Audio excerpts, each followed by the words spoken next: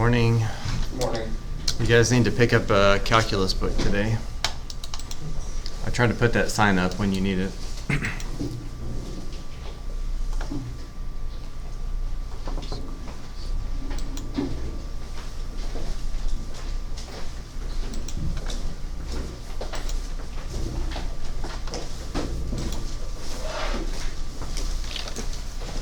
Oh yeah, did you figure out the answer to that riddle?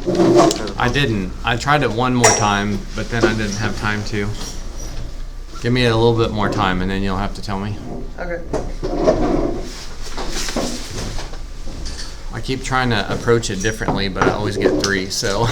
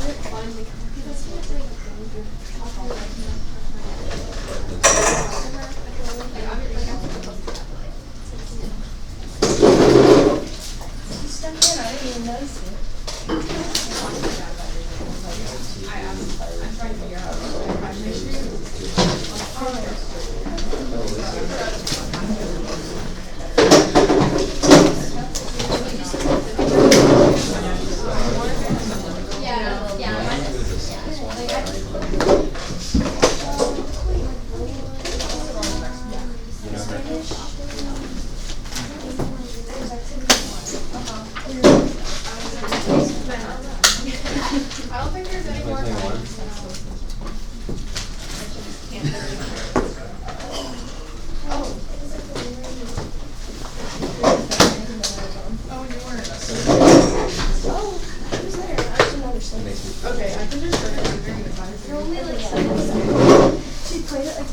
Each time I want something. Yeah. I'm 18. Yeah. No, it's really just I see that freshman all you probably do too. also we can either like leave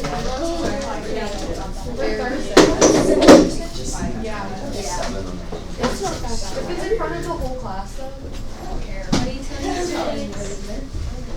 It's better. There's three more.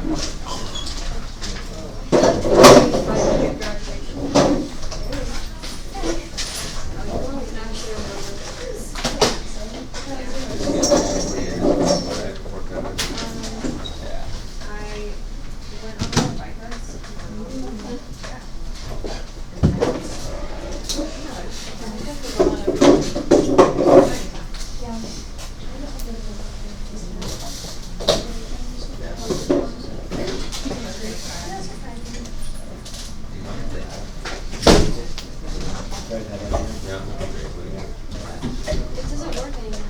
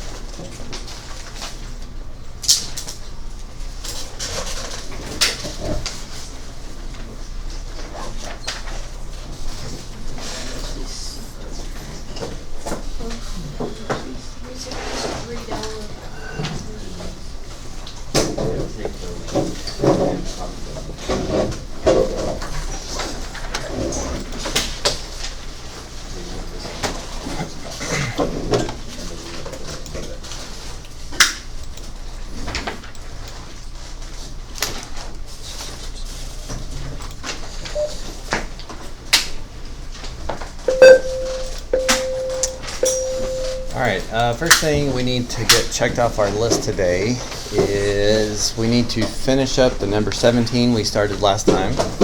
So please find that in your binder. You will also need 2 blank pieces of scratch paper at some point today. So if you want to get that out now, you don't have to do it later.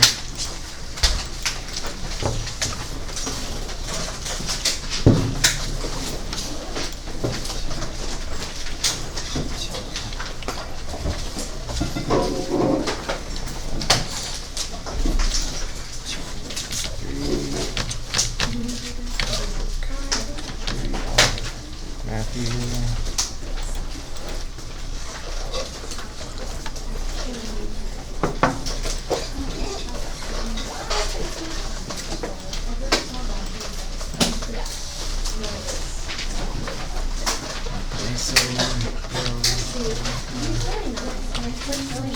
Thompson is not here.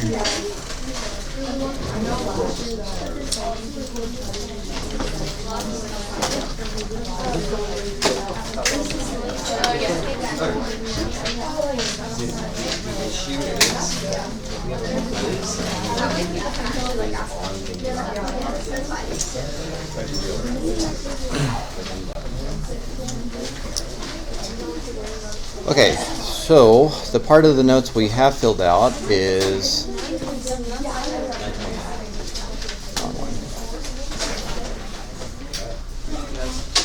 also wrong one. Okay, so what we talked about last time that we're going to continue on today is if you want to know slope of a linear equation like you did in Algebra 1, the slope's always the same, so we don't have to learn real complicated, don't need any calculus for that.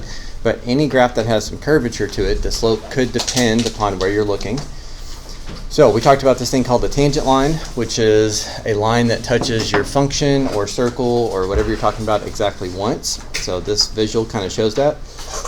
And so the slope of the tangent line is the same thing as derivative. So we needed to get used to this notation. F of x means we're talking about the function. This little prime mark means you're talking about the derivative.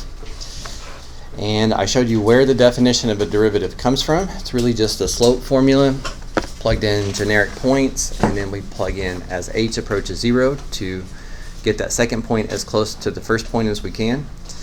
Then we did one function where we found the derivative using the definition. But we will not have to do this anymore this year. So as long as you have this in your notes, this is one time we have to do it by the definition. On the handout that I didn't put out for you that I'll have to pass out, I'll show you a shortcut to that, but we need to finish up this one anyway. But derivative is basically a formula that helps you know the slope for any value of x. So if you want to know the slope at 0, you plug in 0 for x into the derivative. If you want a point, you plug into the function. If you want to know the slope at a certain time, you plug in that x value into the derivative. So sometimes we will ask you for the derivative. Sometimes we might ask for the slope of the tangent line at a specific point, which means you plug in that x value into the derivative. And sometimes we might make you write an equation of a tangent line.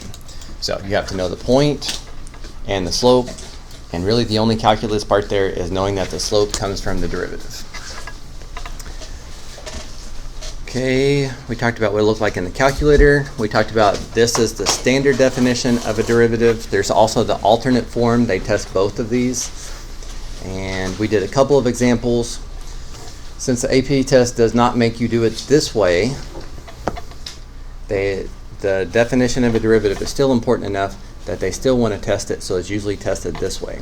So if you can match up which one of these two it is, you've got some hints about what the function is, or what derivative you're taking the value of, or what the function is.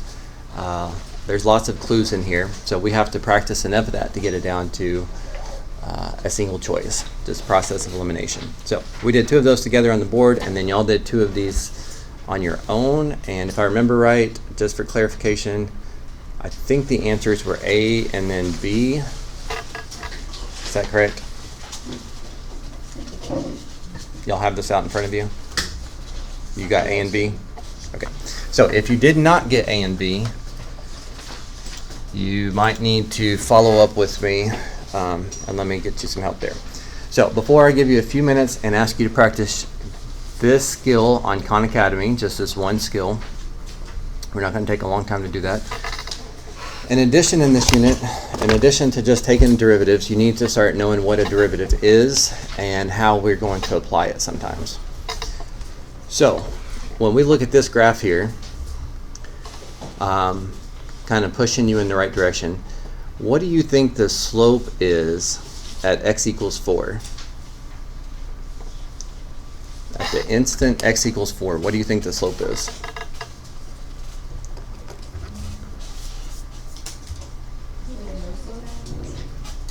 Okay, try again. I couldn't hear. What do you think? 0. Okay, 0 would be a good guess. Right next to it, it's close to 0. Right after it, it's close to 0. But do you see how the point doesn't exist? So the function doesn't even exist then. So there is no slope at x equals 4. The graph's not great, but if the point doesn't exist, then it can't have a slope at that instant. It doesn't even exist at that instant. And then what about at x equals 6?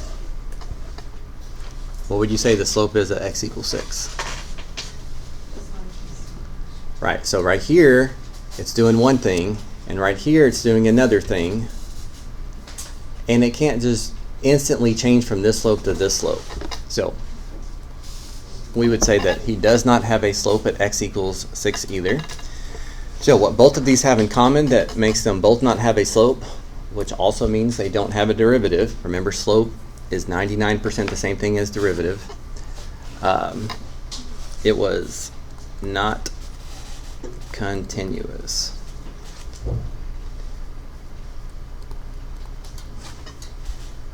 Another I in there. No, there's not. So if a function is not continuous at a point, it cannot be differentiable at that point. Differentiable is just a fancy word that means you could take the derivative then. Okay, so if something is differentiable, that implies that it means it's continuous. So a lot of times we look at questions throughout the year, it'll start off by saying, this function is differentiable for all real numbers or between 0 and 3 or whatever. That means that it is also continuous, because if it is not continuous, it doesn't have a slope there, and if it doesn't have a slope there, it doesn't have a derivative there. So, for a function to be differentiable at a certain point, there's a couple things that have to happen. One is that it has to be continuous, which we have now learned means the limit from the left and the right are the same, so it's not jumping. Also, there's got to be a point there. And what's the last part of the definition of continuity? The limit has to be in the right spot. Okay. So if one of those things are not true, then it is not differentiable. Can't take the derivative there. But also, there's a couple other things. There's something called cusp. Cusp are like sharp points. Your slope can't change at an instant. My slope can't go from positive something to negative something at an instant. We don't know what the slope is there. Could kind of make an argument for maybe 0 at that instant. Bless you. But if it has a cusp, you can't take the derivative there. And then finally, if derivative means slope, the slope must exist. What would be an example of something where the slope doesn't exist? I'm glad you asked. So if we look at this picture here, what is the slope at x equals a?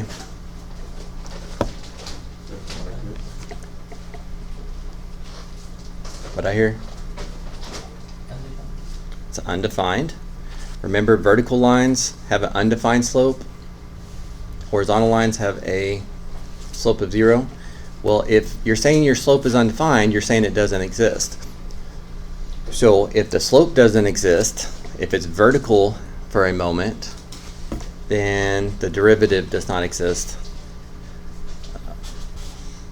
either. So no sharp turns at an instant. If the line or the function, I guess it wouldn't be a function, but if the relation has an undefined slope piece, you can't take the derivative there, because if slope's undefined, doesn't exist, then the derivative's going to be undefined, doesn't exist, and it has to be continuous. So anytime you have a vertical tangent line, it does not exist.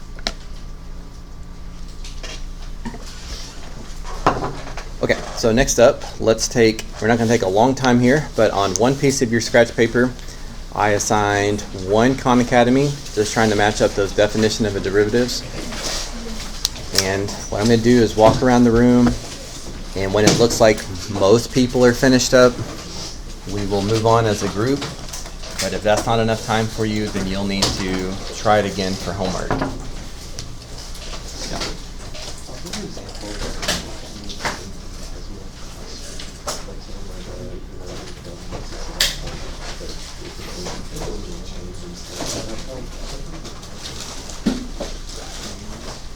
Well, you're saying like the slope is infinity?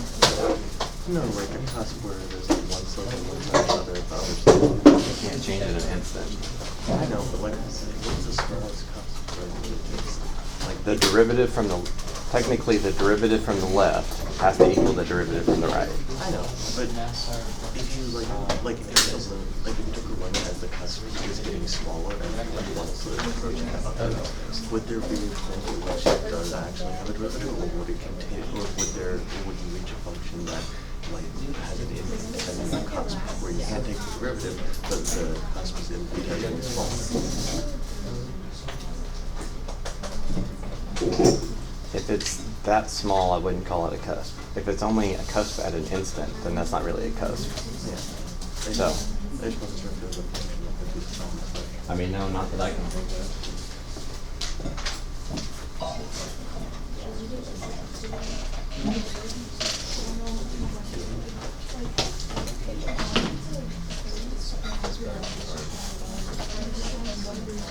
It's hard. And on the scratch words, like a lot of your Khan Academy scratch work, you probably don't need to write a ton of things down. But I do always suggest you guys write down your mistakes, write down things that didn't make sense at first, but then you figure them out.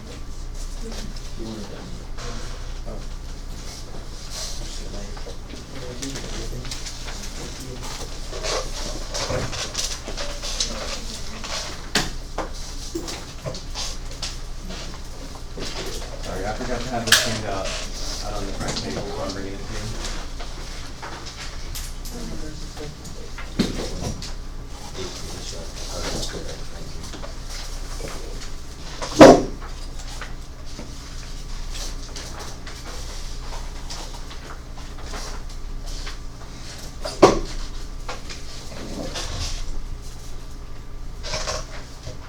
You're almost late today. Look it up there. I was running in the hallway. I had teachers laughing at me.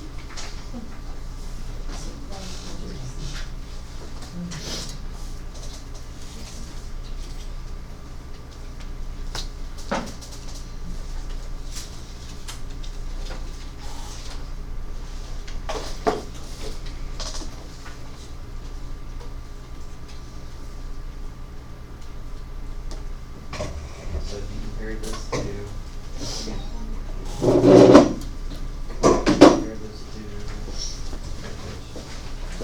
these two, which one does it look most like? Yeah, so it looks like right here is supposed to be your function, so it's actually known as x squared, and that was an unfit answer because there's only one had that.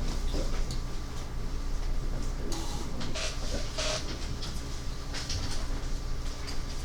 And unfortunately, they do like to ask both. We have to ask both.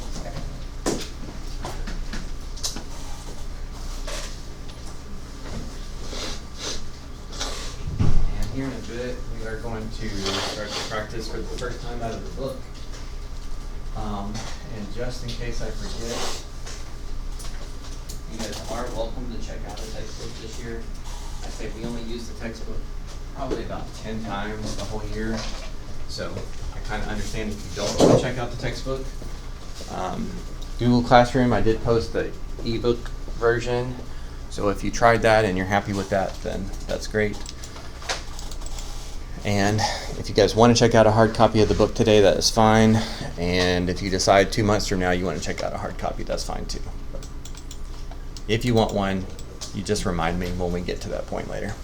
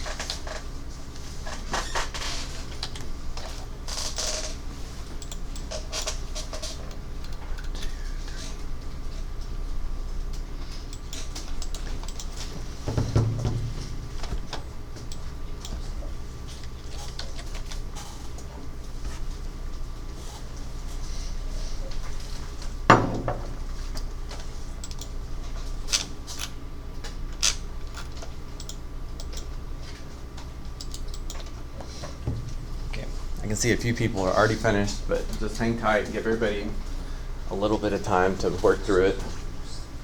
Again, we're not going to spend a ton of time on here, but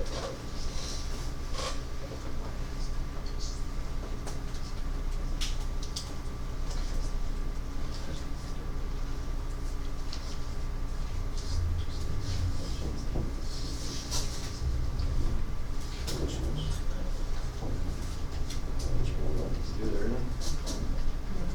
So, got them all ready first try.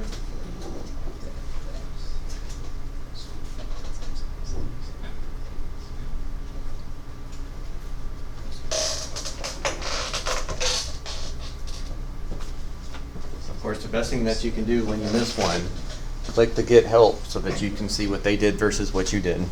If you just keep trying the same thing, you're gonna maybe keep making mistakes. So.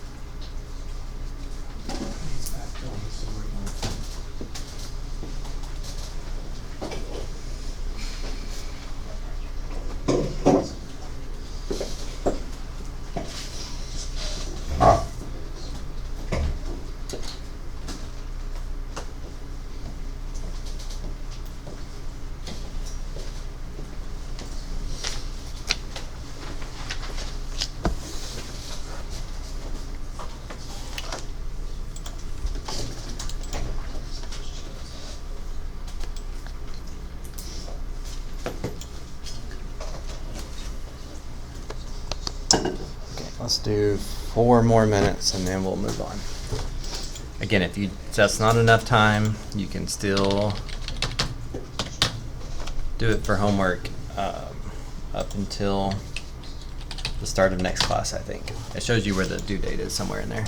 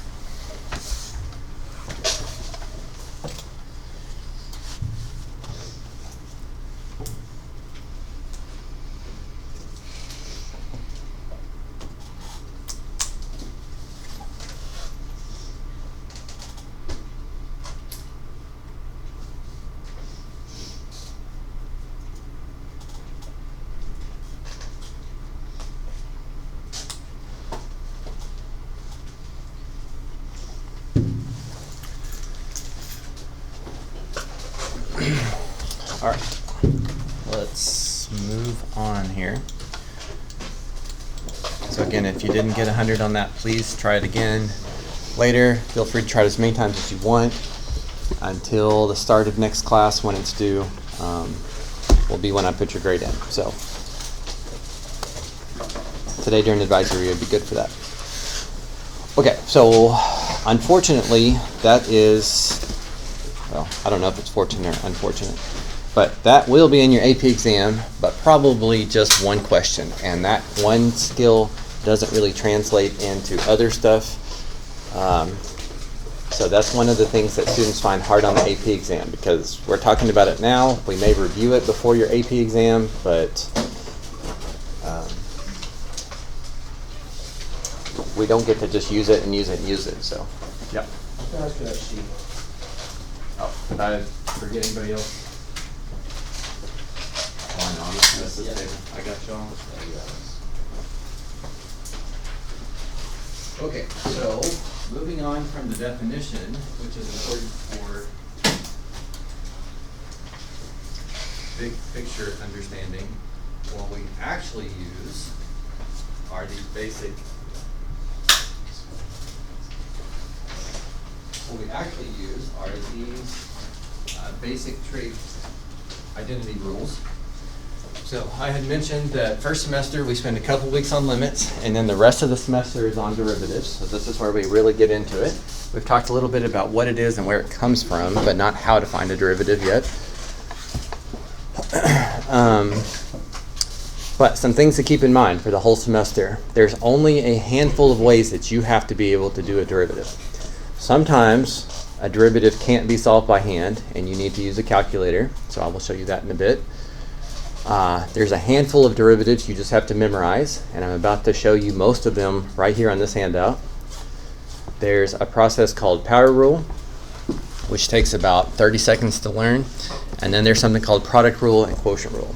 So really we've got to be able to do those 5 things plus a couple applications, and that makes up our whole semester. So since the whole semester is about taking derivatives, and this is or taking and using derivatives, and now we're talking about how to take derivatives. This is very, very, very important. You want to do the best you can with this. All right, so last time we talked about the definition of a derivative. The only thing I'm going to point out here is sometimes some books will call this value h, some call it delta x. Delta x is just a fancy way to say the change in x. So just so you know that could be delta x or h. But that's not what we're looking at.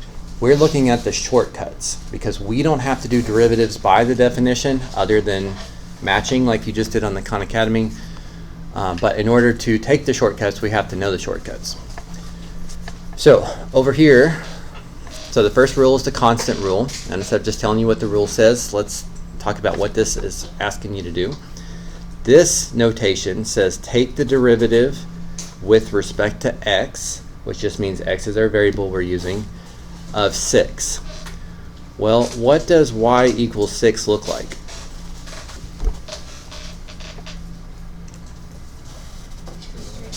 Okay, it's a horizontal line. And no matter what x value I'm looking at, what would the slope of this be? So therefore,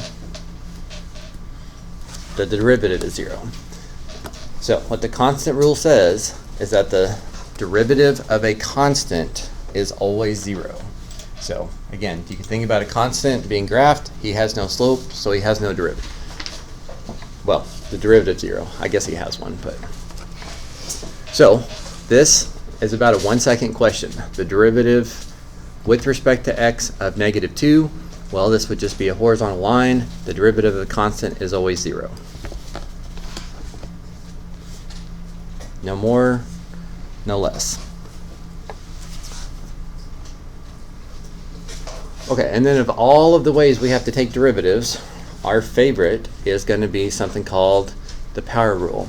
The power rule is a quick and easy way to take most derivatives, and what your textbook is going to say is the derivative with respect to x of x to the n is n times x to the n minus 1.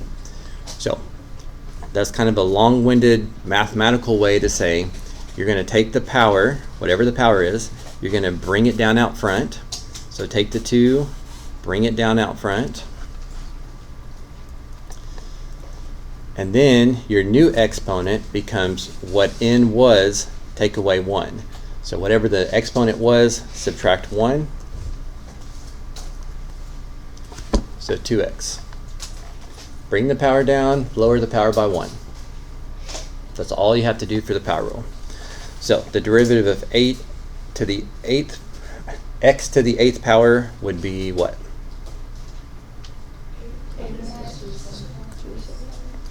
Okay. And x to the 5th would be? Okay. Bring the power down, lower the power by 1. Bring the power down, lower the power by 1. So pretty silly derivative, but not hard to apply the power rule. Okay, just like adding and subtracting with limits, you can do those separately and then add or subtract your answers together. Same thing happens, oh, we're not quite there. Constant multiple rule. So if there's a number out front, it just makes your derivative that much bigger. If there's a constant out front, it's going to make your derivative that much bigger. It's going to make your slope that much more. To me, this is still just power rule. I'm going to bring the power down. If there's already a number there, those get multiplied together, and then lower the power by 1. Bring the power down. If there's already a number there, those get multiplied together, lower the power by 1. So this one would be what?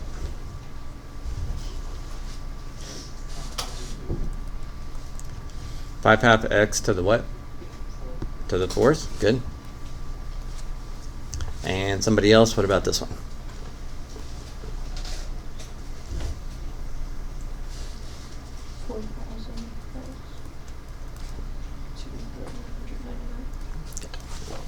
So it's 4 times bigger, so the slope's going to be 4 times as much. You can compare these two.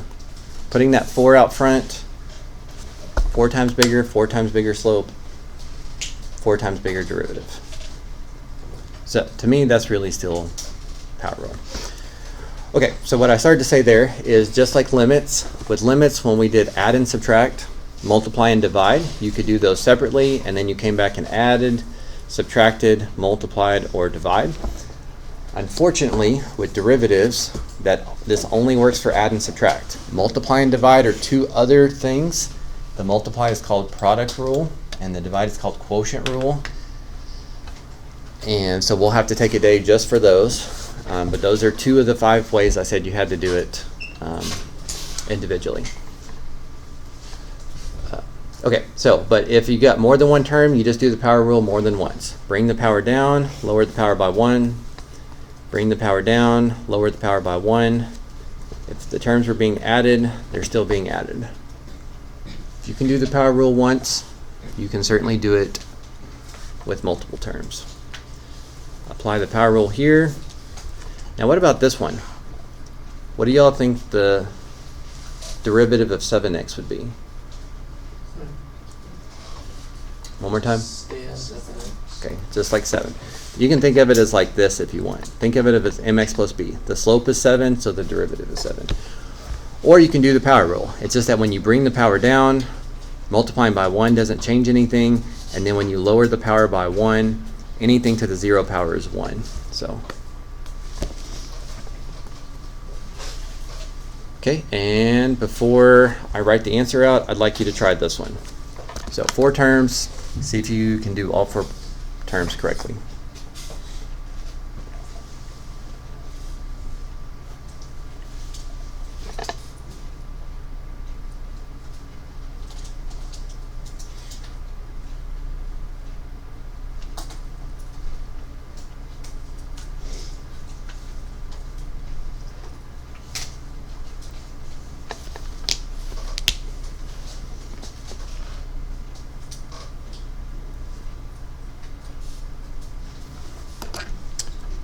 Okay, and so it looks like it should be 10x to the 4th minus 6x plus 9x to the 8th minus 16x to the 3rd. You guys okay with that?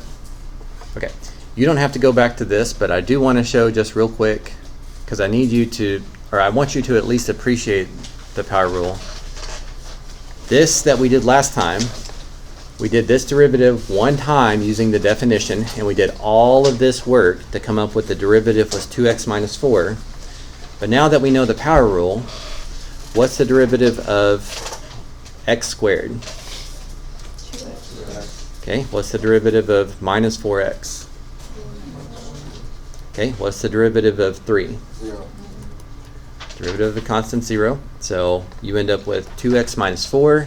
So we get the same answer in about 5 seconds instead of 5 minutes. But it's achieving the same thing. Just that the power rule always works. So such a convenient shortcut that we want to use that. Okay, moving along. Let's see what we got. So power rule. Okay, so I said one of the 5 things that you'll have to be able to do for derivatives is you do have to memorize a handful of them, and this is a good chunk of them. This isn't everything you have to have memorized, but it's the biggest ones. So you have to know that the derivative of sine is cosine, but the derivative of cosine is negative sine. So sine becomes cosine, cosine becomes sine, but one of them becomes negative. So got to practice that. Okay, multiple terms. So if you have these two memorized, you can be able to do these two just fine. The derivative of cosine is negative sine, and the derivative of sine is cosine, and then there's a minus sign in between them. As long as you memorize those two, then you can do these just fine. 3 sine x becomes 3 cosine x. And what about this? 4 sine. Very good. And the plus is because it's minus a negative. Since the derivative of cosine is negative sine, you get a minus a negative. But very easy to apply. You'll just need to make sure that you've got it straight which one has a negative and which one doesn't.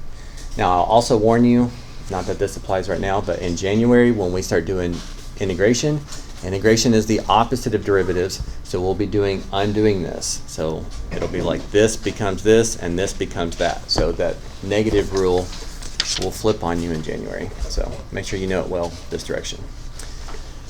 Okay, we also have exponential functions. So this is one of the easiest ones to learn. The derivative of e to the x is e to the x. It's one of the few functions that has its own derivative. And our other rules still apply. You put a 5 out front, it's going to make it 5 times bigger. You put a 2 out front, it makes it 2 times bigger. If there's more than one term, you can just do them separately. And if there was add between them, put an add. If there's a subtract sign between them, put a subtract. Derivative of e to the x is e to the x. Okay, the derivative of natural log of x. So in calculus, 99% of the time we do logarithms, it's natural log. But this one says the derivative of natural log of x is 1 over x. So if you put a 2 out front, it's going to make it twice as big, but otherwise you do the same thing.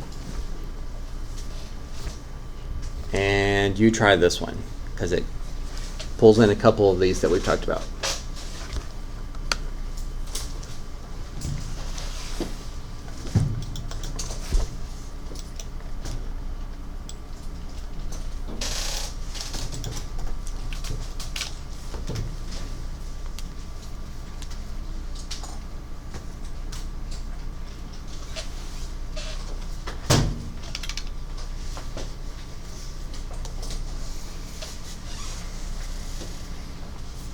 Okay, so this would be 2 over x, or 2 times 1 over x.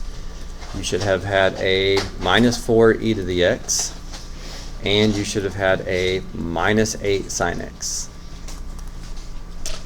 Okay with all that? All right. The next one's not, I can only think of a couple times it shows up all year, but if it's not natural log and it's base a, then what you do is you do 1 over the natural log of the base and 1 over what you're taking the log of.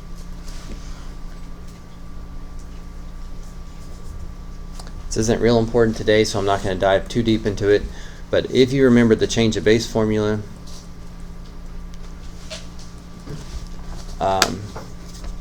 it's really just like change of base with some other log properties.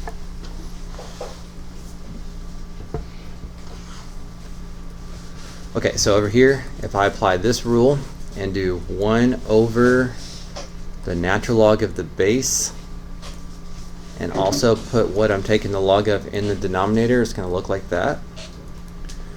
What about this one though? What's the derivative of natural log, or log base e of x? It's 1 over x, because this just means natural log. Remember, natural log is log base e, so we already talked about that. So as quick as the power rule can be, and as handy as it is, your function has to be set up in the correct way in order to apply the power rule. So this is what I'm going to have you guys practice in the book here in just a few minutes. These 3 questions are not quite ready for the power rule. So we have to, and this is honestly the hardest part of this section, is we've got to make this look different so that we can apply the power rule. We can't apply the power rule to an x that's in the denominator. So instead of calling this x to the positive 2 in the denominator, we're going to move this up, which makes it x to the negative 2 in the numerator. Now that's usually uncomfortable for students at first because you guys should be used to taking negative exponents and rewriting them as positive exponents. We do the same thing, but I also need it to look in this right format for me to be able to apply the power rule. Now that it's in the right format, I can bring the power down, lower the power by 1, and negative exponents are still considered unsimplified, so an exponent of negative 3 in the numerator is the same thing as an exponent of positive 3 in the denominator. But using exponent rules to make it look a certain way so that we can apply the power rule. Now, in a week from now, if you'd rather do the quotient rule on this, you're welcome to, but quotient rule is a lot more work, so you really want to do this as often as you can. Okay, same thing here, but I need to make this look different. So what is a different way to say the 5th root of x? Okay, so using exponent rules, knowing that's to the 1/5, then you can bring the power down, lower the power by 1, and if you have a negative exponent, you are expected to move it to the other side of a fraction to make it positive.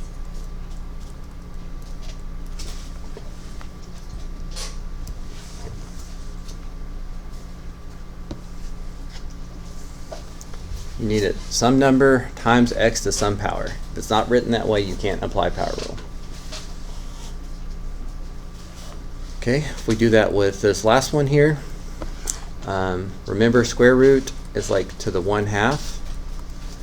And how do we divide things? How do we divide things with the same base? Subtract what? Okay, subtract the exponents.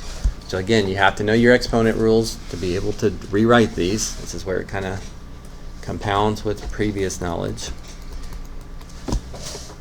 But then once you do that, notice I've not done any calculus yet, so I'm still talking about f of x. I've not taken a derivative.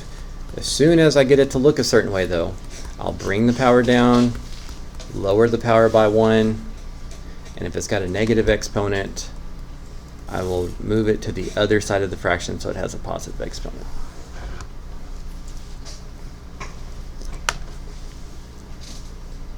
So exponent rules, fraction rules, square root as an exponent fraction, 5th root as an exponent fraction, all that kind of stuff. Got to practice making it look a certain way to do the power rule. But of course the power rule is pretty easy to use. Okay, and then the last piece of our notes here before we can move on is, so I told you this section slowly dips your toes into things you can do with the derivative and then taking a derivative. So one of the most common things that we do with derivatives is find horizontal tangent lines. So we talked about what a tangent line looks like last time, and horizontal lines have a slope of 0. So we're really interested when our slope is 0. So if we look at this graph, it looks like maybe at x equals 1. Looks like at that instant there's a slope of 0. Maybe at x equals 3. At x equals 5. There's a few places where it looks like it has an instantaneous slope or an instantaneous rate of change of 0. Why this is significant is because if this graph represents something in real life, a lot of times a horizontal tangent line is either a minimum or a maximum, which is real important if you're talking about a real function. You're trying to maximize profit, you're trying to minimize cost, but horizontal tangent lines don't guarantee a max or min. You could have one that's not a max or min, but all maxes and min have to have horizontal tangent lines. So if we pretend that this graph represents the distance you are away from home at any given time, so like at time 0 you're like 2 miles away, but then at 1 hour you're 1 mile away, what does the tangent lines mean in that context? Sorry? Stops moving. Okay, when it's 0, yes. What about just in general? Right, it's about your speed. Like if it's a steep line, you're moving quicker either towards home or away from home. But when the slope is 0, that means you're not moving at all. So derivatives, you can start to see just kind of applied to a lot of different things. Okay, so how did I know that these were horizontal tangent lines?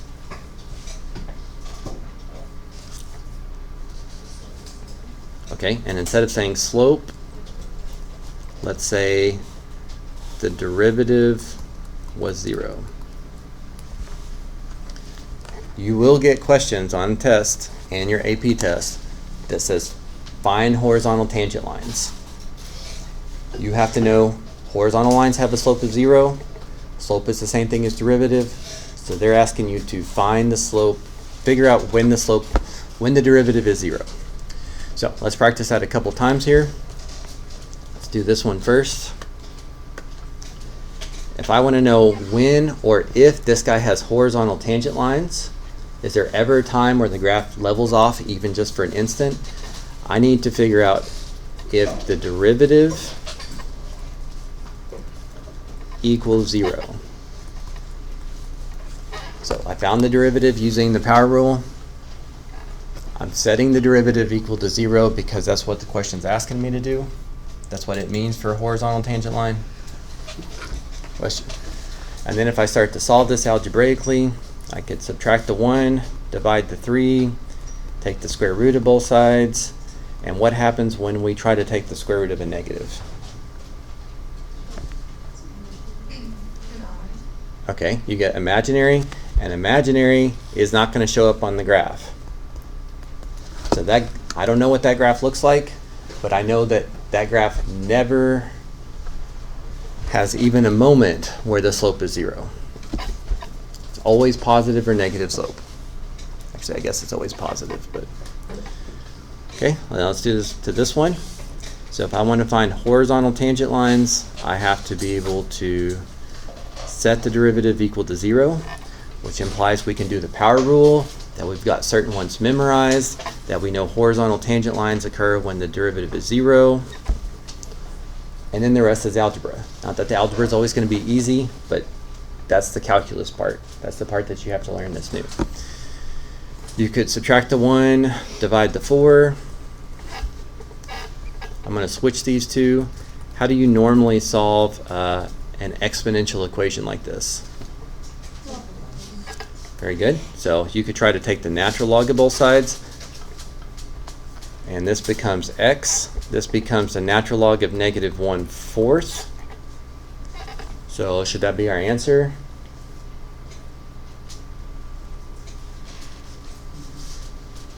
There's something wrong with this. I can't hear you.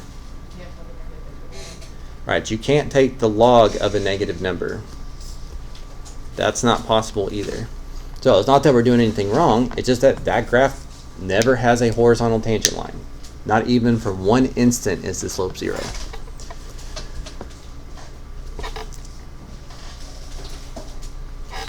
All right, and then last one, we take the derivative of this. That's this power rule. The derivative of this is one we have to have memorized. Horizontal tangent lines occur when the derivative is 0. It's the part we have to have memorized. We start to solve this. We could subtract this over and divide both sides by -2.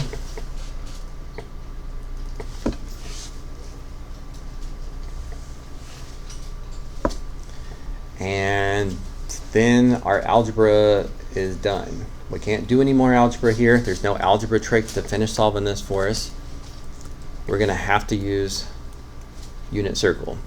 It says within one rotation from 0 to 2 pi, one rotation, where is sine square root of 3 over 2?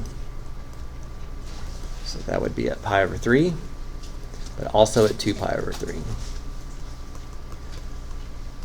So I like these last two examples because it shows you that unexpectedly logarithm properties can show up, and unexpectedly unit circle can still show up. So it's not a coincidence. That's why we asked you guys to study that for homework your first day of class for that quiz. Stuff doesn't come up all the time, but when you need it, you need it. Okay, so we saw a few that we had to memorize. We looked at the power rule, and we talked about what a horizontal tangent line was and what you need to be able to do with that. Okay, with your second piece of paper, if you would number it as number 20 and copy that assignment down. It kind of looks like a lot of questions, but actually a lot of these are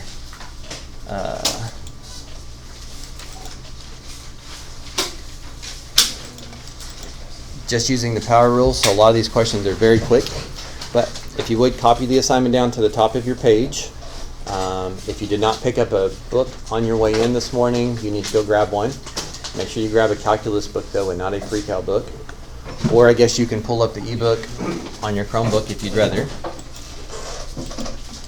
And while you guys start that, and before I come around, if you know you would like to check out a hard copy of the book for the whole year,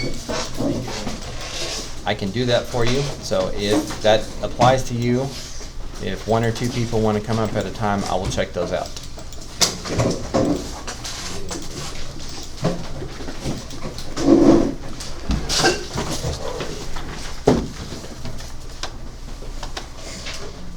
Just a second, I have to get your student ID number. What's your lunch number? Do you know that? No, it's fine. It's fine. I'll get it here. I got it here. Plus, I don't. If y'all tell me wrong or something, it's bad. So I need to actually look it up. It's Mason, right? Yeah.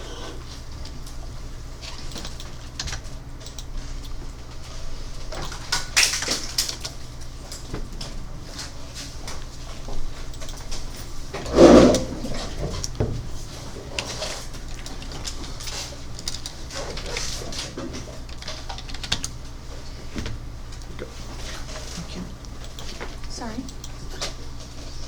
So sorry.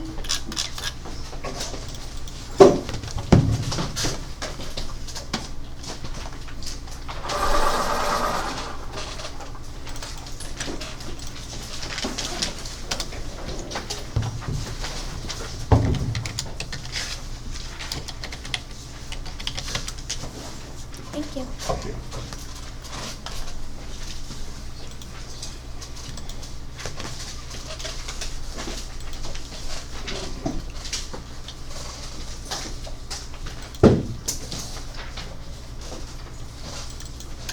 Oh, also, I don't know much about the mu alpha theta stuff, but if you're interested in signing up for mu alpha theta, I think that deadline is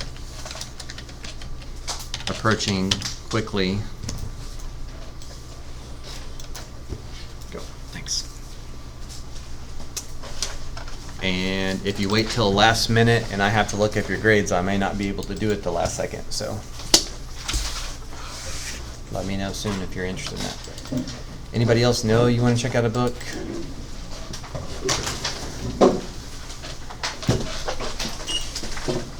Okay, guys, just one or two. I can only help one or two people at a time.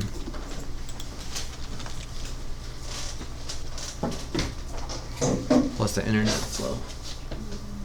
Oh, here's it right down.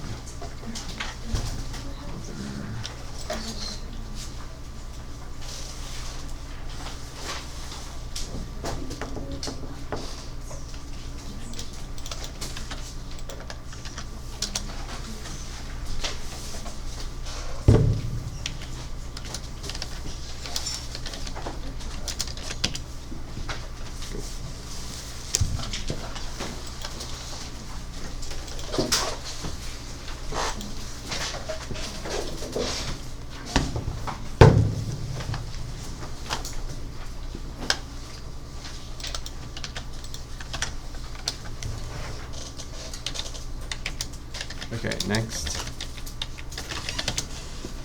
Thank you. Maddox, you want to check your book out? Again, you guys are welcome to change your mind later. If you just don't think you want to check out a book, but you change your mind in a couple weeks, that's perfectly fine. Thank you. And then could you fill this out sometime? I would. Thank you. Make sure you ask for this back before you leave. Yes, sir.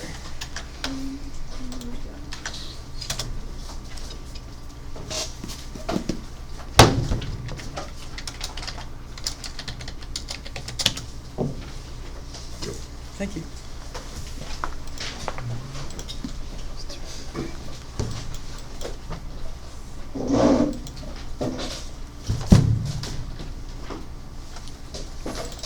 You gonna be upset if I accidentally call you Colin sometime? Nope. Does that happen a lot? Not really. Thank you. Okay, anybody else ready for a book?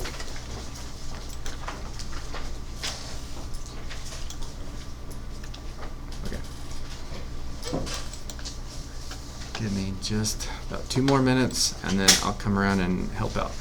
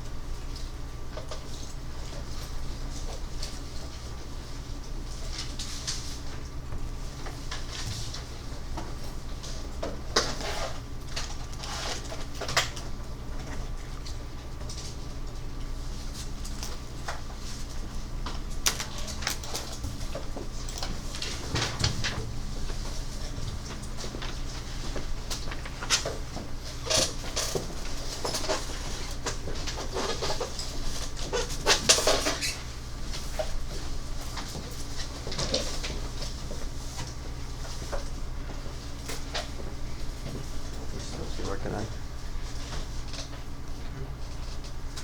The book assignment. Oh.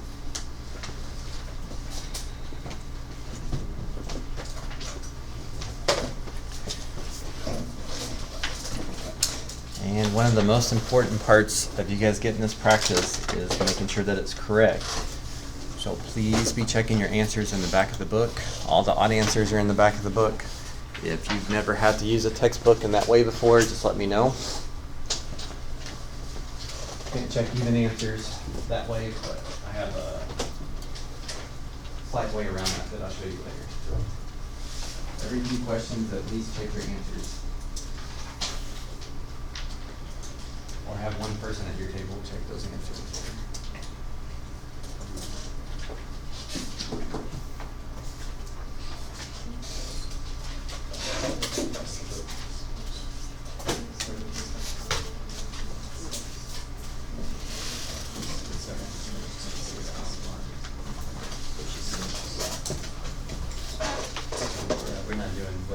classroom.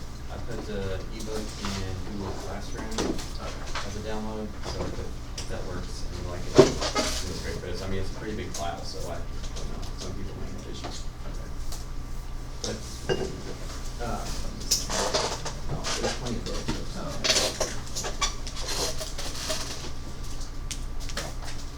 Now, if you did check out a textbook for me and I signed it out to you, I highly suggest you put your name in the front cover, and you probably want to take that book home and leave it at home. We have plenty of them here. There will always be a classroom set for us to use while you're here.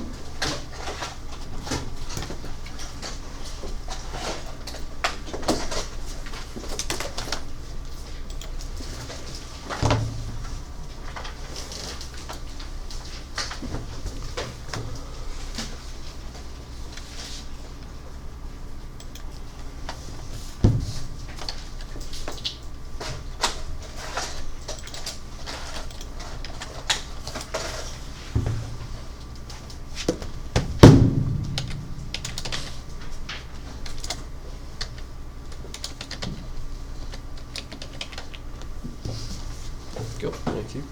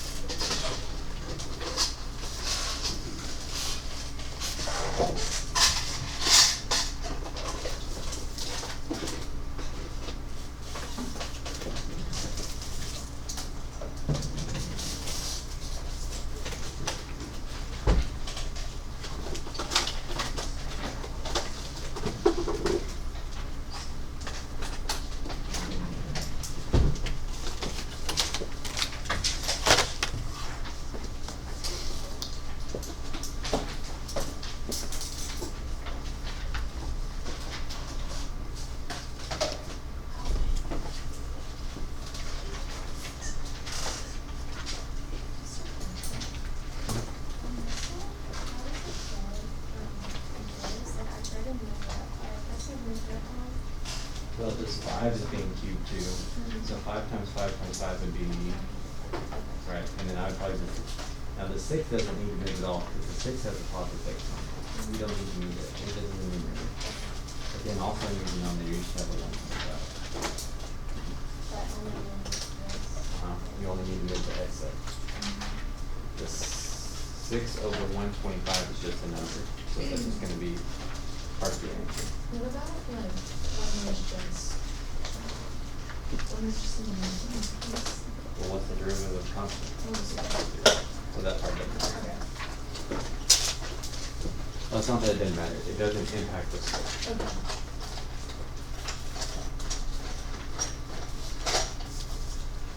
Now, of course, you guys have your notes to look at. And you got the back of the book to make sure you're on the right track. But then please be either working with your neighbors or calling me over to help.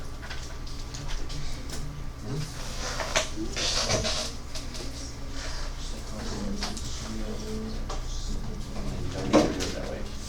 You got to rewrite it, make it look different. We did these. So I would use this.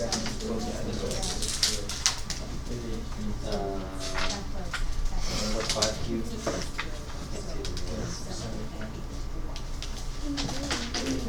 125 is 25. And then you multiply it, so 125. So make this 6 over 125x to the third. That's the rewrite step.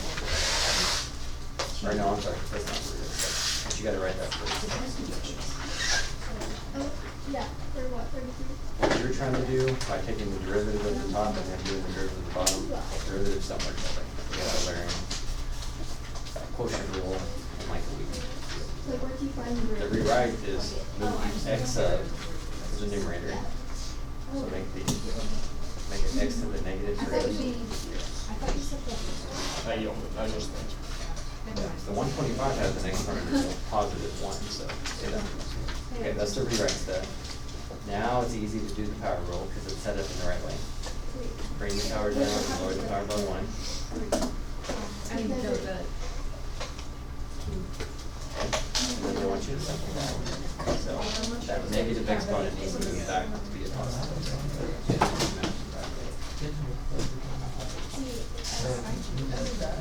We need to show you one calculator trick here in a bit, but if you want to show you. Well, what's the question?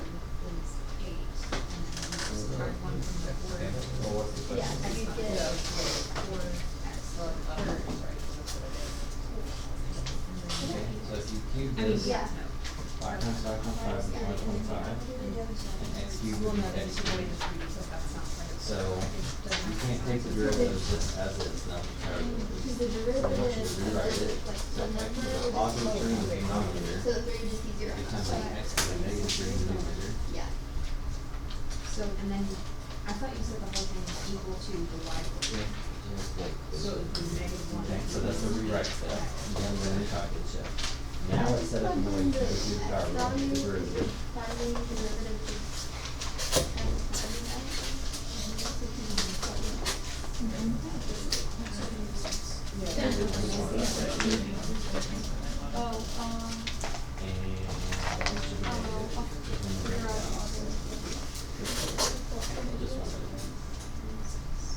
Okay, and then simplify, negative exponent should be so now we can try this back down. Now it should match up. That's not bad. That's what it's gonna be.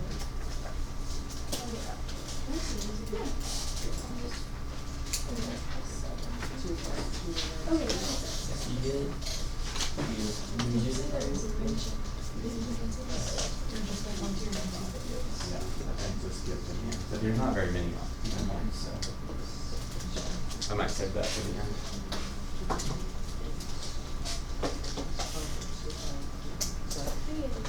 And with you here, I don't know why it became why did 125 become 375?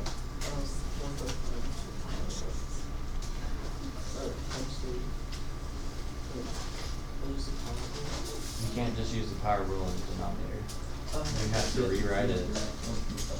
Like we did these, you needed to be so many x's to some power, so many x's to some power, so many x's to some power. So you need to move this, raise this, move that x up to the numerator. That's considered the rewrite step. That's the first one. Then you can do the power rule, which is the second answer, and then you have to simplify for the last one. How do you simplify? Don't forget your name. Yeah, so did you say?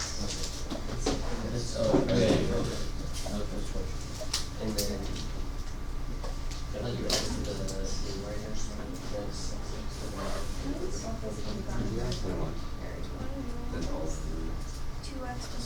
yeah, I mean, the first one really isn't. That's just cute. That's just it. And rewriting the well, there's heated discussion of the cosine of this. Which is the power of the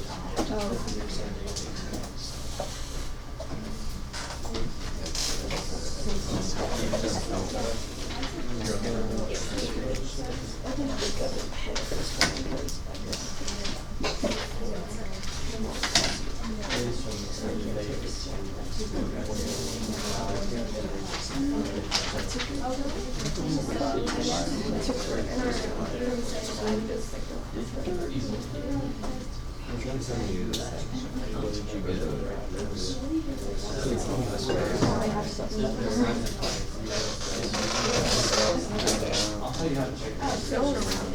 Maybe just look the Yeah, we're trying not to get too low. Yeah, you think it's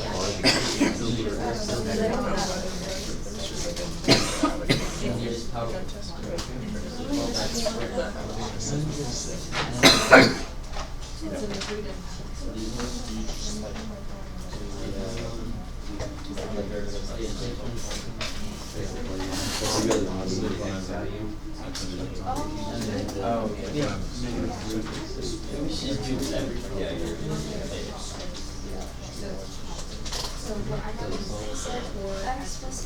Actually, the simplest one is 8 at that moment. But they want you to do something with the calculator there too, so I'm about to show that. I was just waiting for more people to get there.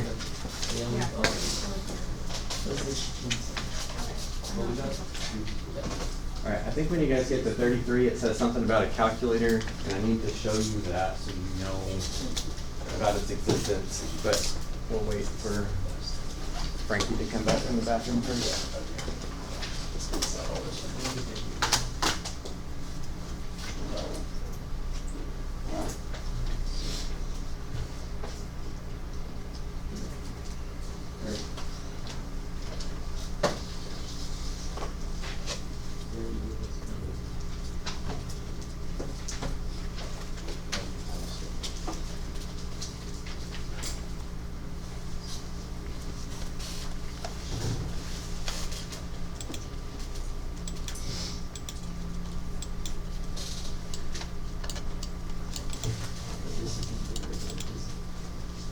I assume they're going to make an announcement at some point, but just so you guys know, you do need to go to advisory today. You know, usually Tuesday through Friday is movement, but today is no movement.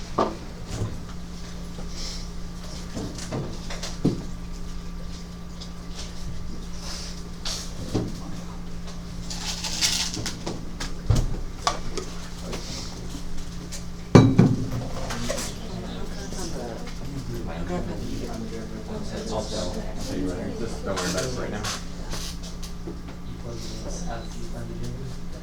You just write it.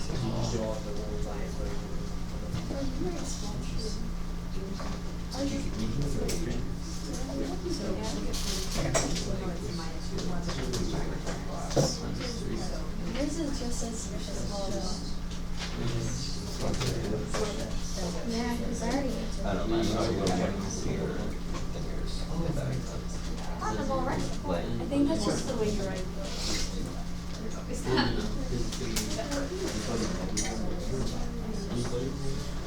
Yeah, I think it's gonna be -1 equals 8, right? That is.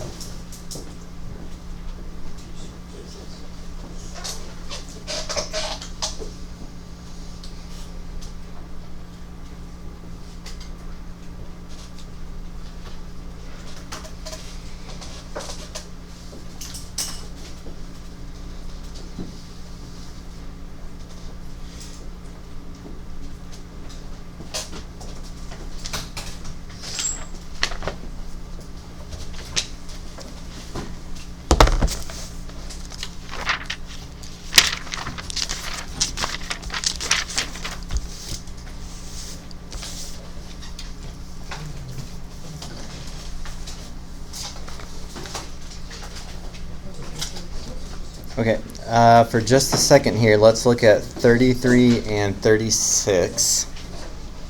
Both of those talk about something in your calculator, and this is something that you do need to know at some point, so I'm asking you to practice it now so you know it exists. So I had mentioned earlier there's about 5 different ways you have to be able to do derivatives.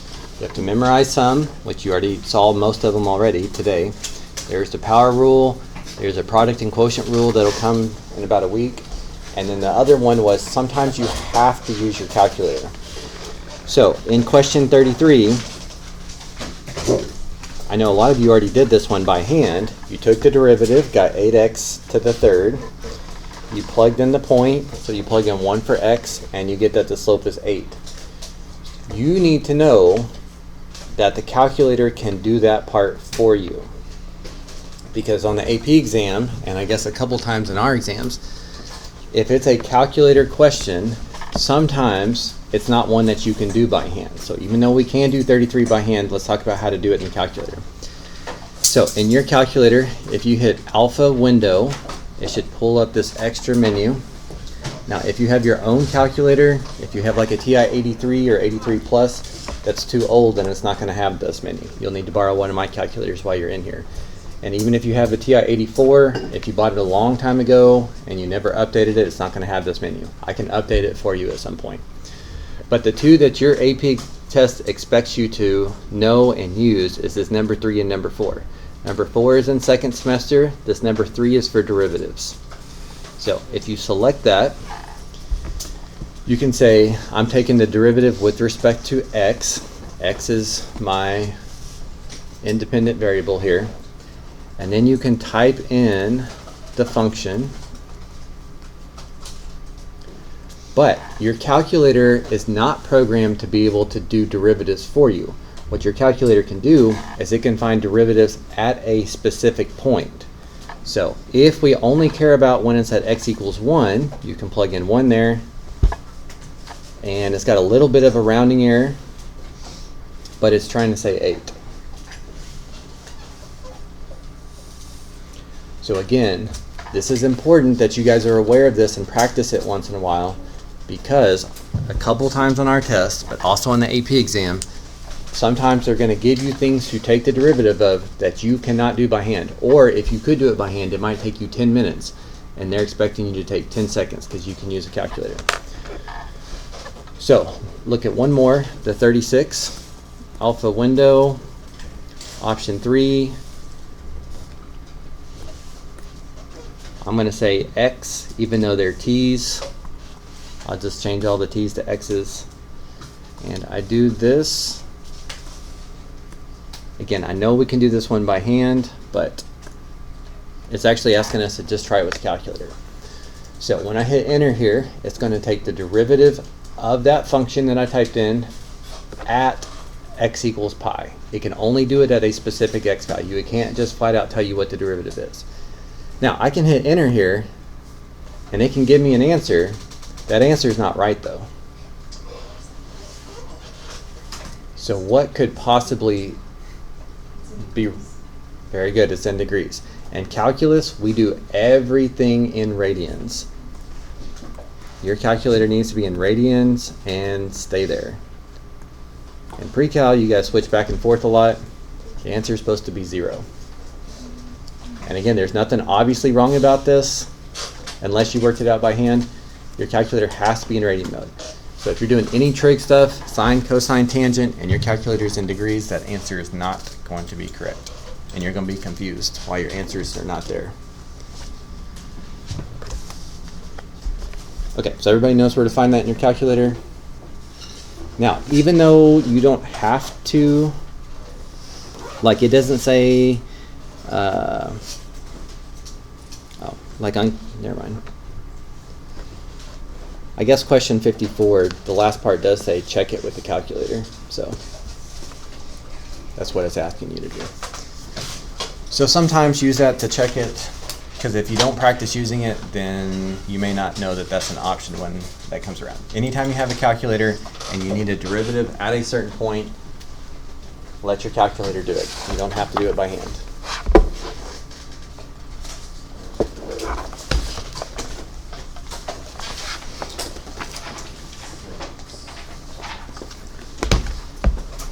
Oh.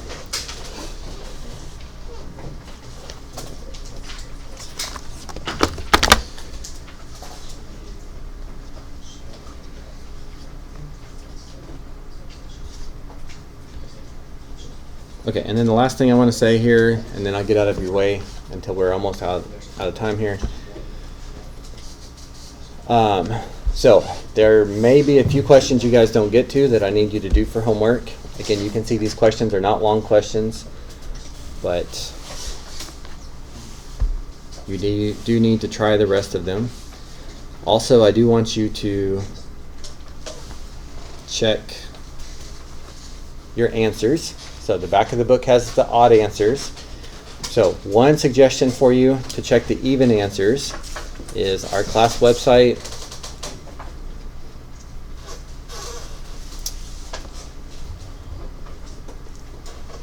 Our class website that has all of the solutions and stuff like that. Anytime we do a book assignment, keeps going down. I have every single question worked out as separate videos. So like if you need to check the answer to number 12 and it's not in the back of the book because it's an even question, you could click the video, and I would suggest it's only 1 minute and 24 seconds. But if you're just checking your answer, you could skip to the end.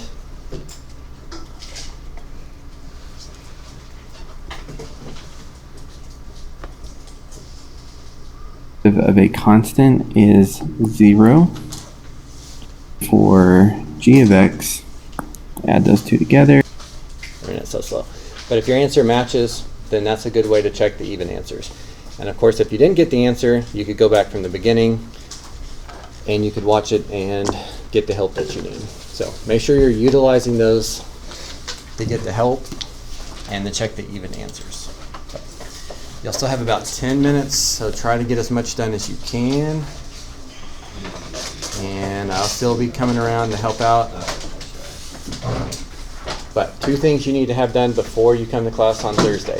You need to have worked through all of the book questions, use the videos on any of them that you got stuck on so that you can complete it if there's any giving you trouble.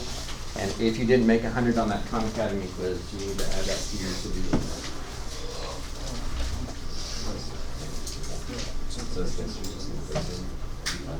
Okay, you could. Then you could distribute it. You could, yeah, that's fine. The problem is there's a lot of different ways you do it. In a week, you can do it with a quotient rule. In a week, when you move this up, you do this times this, which it could be product rule, but you just don't know that yet. You can distribute this, and if you can keep up with the text on it, and you're comfortable with that algebraically, that'll work for now. I think what they're intended for you to do on this one, though, is use your fraction rules to just split apart your fraction, simplify each one, and then the power rules, not too bad for each one. I think that's what they're intended for you on that one.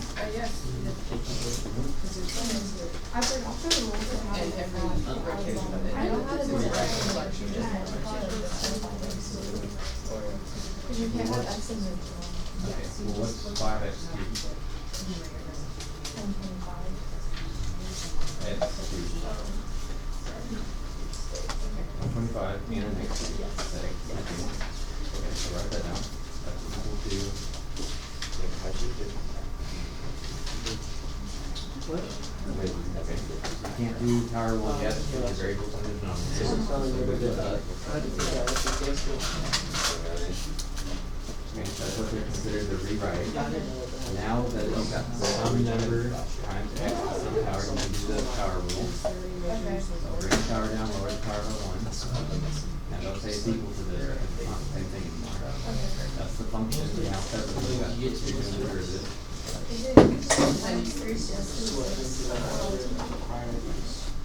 Well, when you multiply a fraction by something, we have one.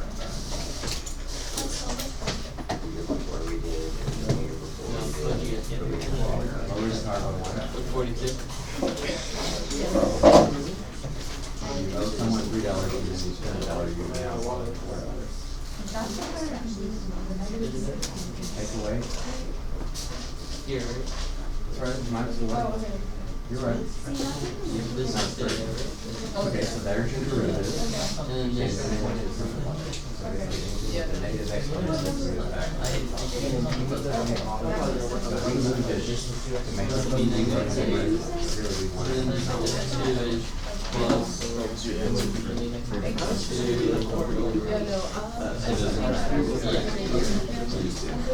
Yeah, because it's just, At a competition, I don't remember what it said. Like, everything got a math on the page.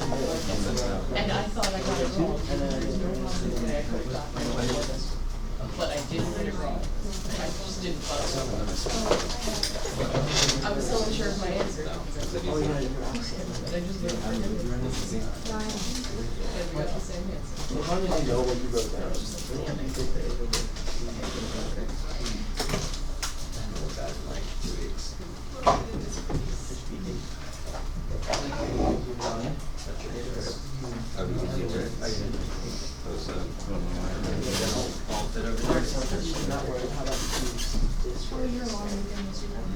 Nice.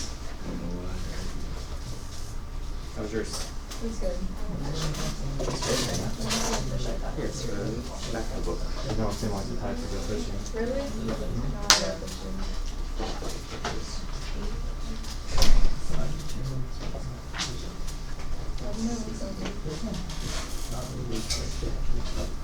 You gotta hold it up close to the camera. It's not all that high, it'll be bigger, but it was still like 3 pounds, so it was pretty good. But you seem, I'm skeptical. why? That's a big fish. Yes. I know it's possible. Could you like flatten it before you took the picture? Or, Flatten it. well, you know, like No. Just hold it out. Wait, let me show you. Did you do 43? Every October, we go fishing in Michigan for salmon. no, they sell that stuff at Walmart. I don't eat it. I just catch movies. But like that's another. Wow. Yeah. I'll have to miss one of these. Sorry about that. I think I missed one. I have this one. Just be careful on this. Sometimes the calculator has a little bit of a rounding error. We always round to 3 decimal places for the CGK anyway. My mom has a massive article, like RDA. Even when we use calculators. I thought about doing it without one of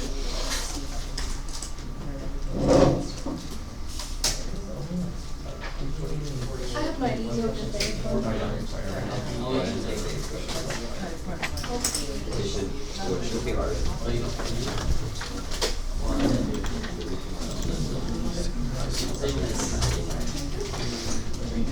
You probably pass, but.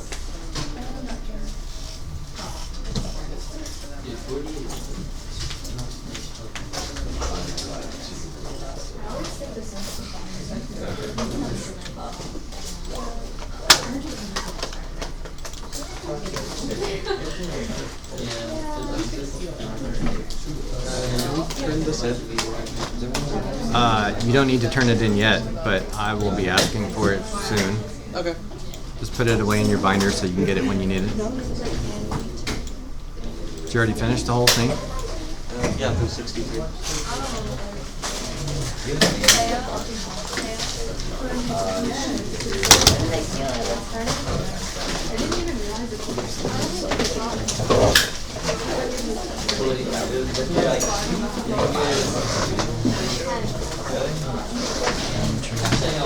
Yeah, you said I was There's a lot of.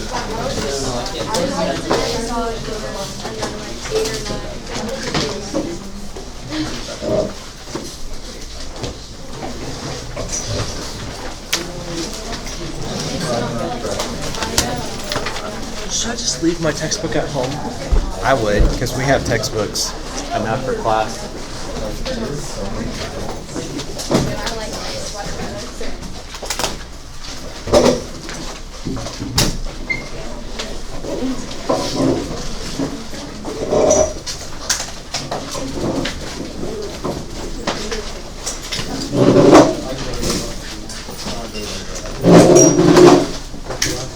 Okay, don't forget, if you check out a book, take it with you. Don't leave it in here. Someone's going, it could be lost. You're responsible for it now. But if you borrowed one of my books on your way in, put it on the bookshelf or on the back of the fine. They don't check it over there.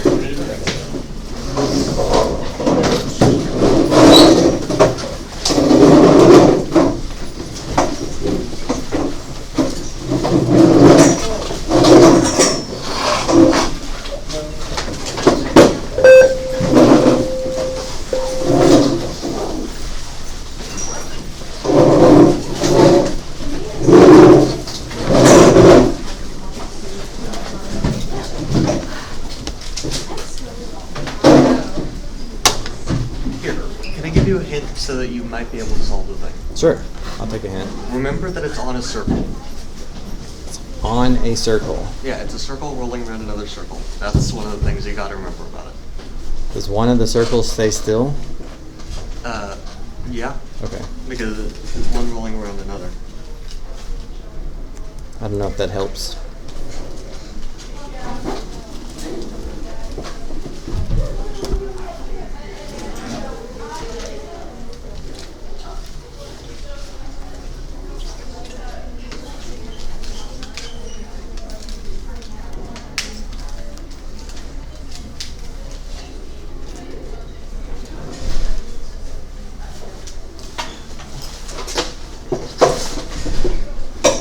Have a good day.